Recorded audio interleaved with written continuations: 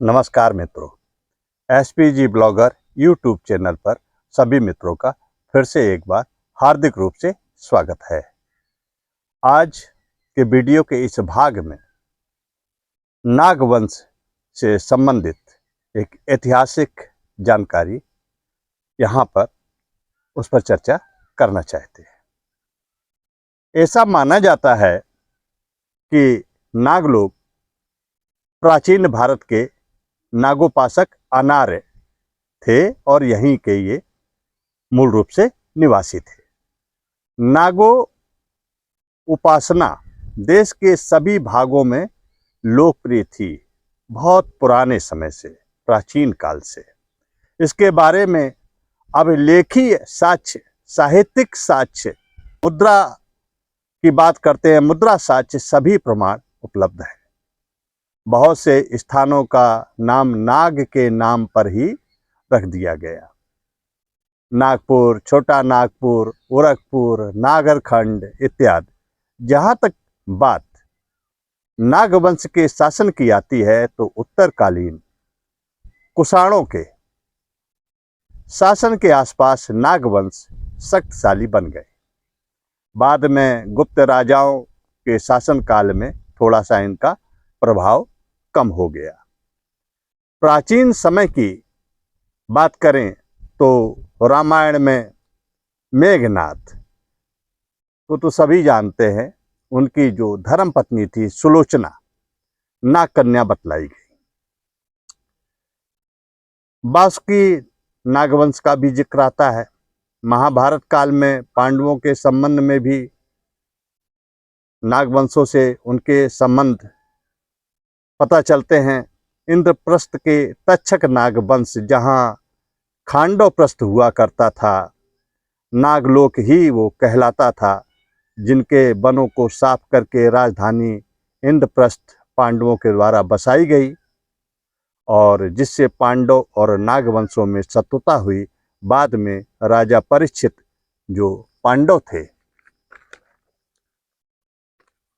उनको तक्षक वंशीय नाग के द्वारा मार डाला गया, जिससे कुपित होकर के परीक्षित के जो पुत्र थे राजा जन्मेजय ने नाग विध्वंस करने का एक यज्ञ किया, जिसमें बहुत से नागवंशियों का नाश हो गया।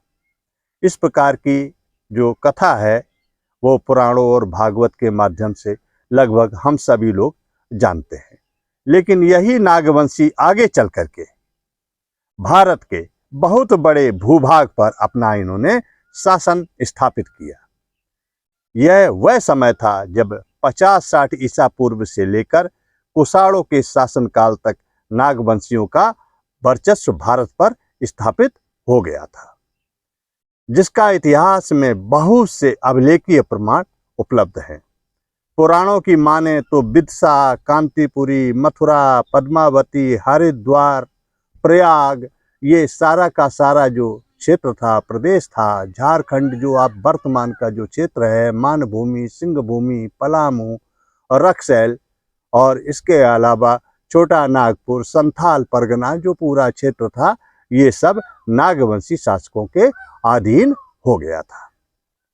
डॉक्टर केपी जायसवाल जो एक प्रसिद्ध इतिहासकार हैं, उन्होंने थोड़ी सी इनके कालक्रम के विषय में, इनके राजाओं के विषय में थोड़ा सा बताया है कि शेषनाग जो इनके एक राजा थे, वो ये लगभग 110 ईसा पूर्व के लगभग उनको विदिशा का राजा बतलाया गया। इन्होंने करीब 13 पीढ़ियों तक राज किया, जिनमें भोगिन, रामचंद्र, धर्मवर्मा, बंगर, भूतनंदी, शिवनंदी, यशनंदी आदि सभी राजाओं का जिक्र है, जिन्होंने मिलकर 100 ईसा पूर्व से लेकर के और 78 ईस्वी तक उन्होंने राज्य किया। इतिहास हमें बतलाता है कि नागवंश की एक प्रमुख शाखा भारशिव नागवंश जो होशंगाबाद, जबलपुर के जंगलों से बाहर निकले और बघेल खंड, रीवा, शंकरगढ़ के रास्ते आकर के गंगा नदी तक पहुंचे और गंगा यमुना के दो आब पर उन्होंने अधिकार करके कौशाम्बी और मथुरा राजधानी बनाया व कुषाणों को पीछे धकेल दिया।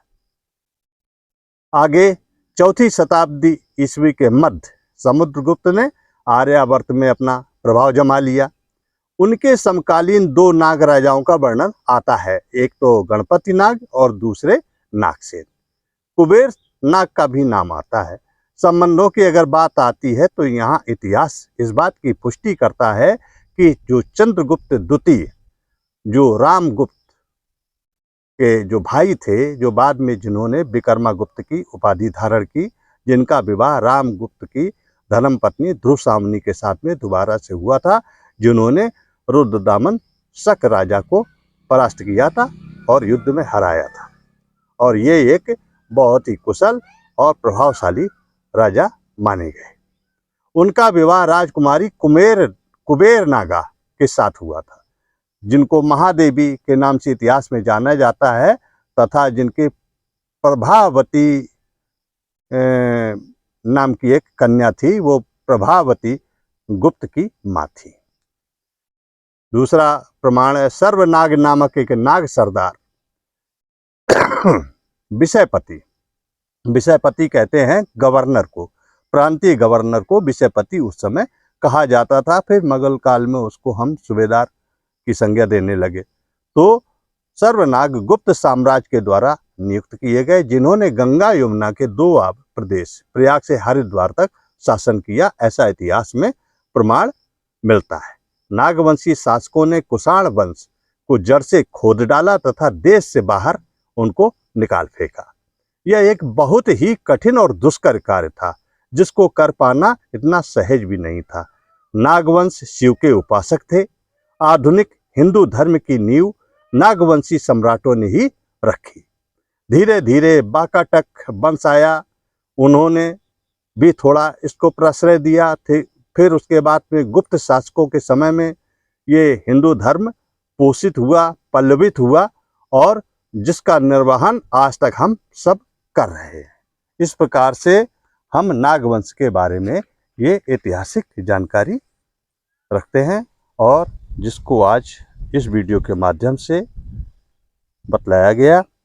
मित्रों, अगर वीडियो अच्छा लगा हो तो लाइक शेयर जरूर करें, और जो लोग चैनल पर नए आए हैं वो कृपया सब्सक्राइब जरूर करें। आगे फिर मिलते हैं इसी प्रकार के ऐतिहासिक एक अच्छे से वीडियो के साथ। तब तक के लिए मित्रों, नमस्कार, जय हिंद।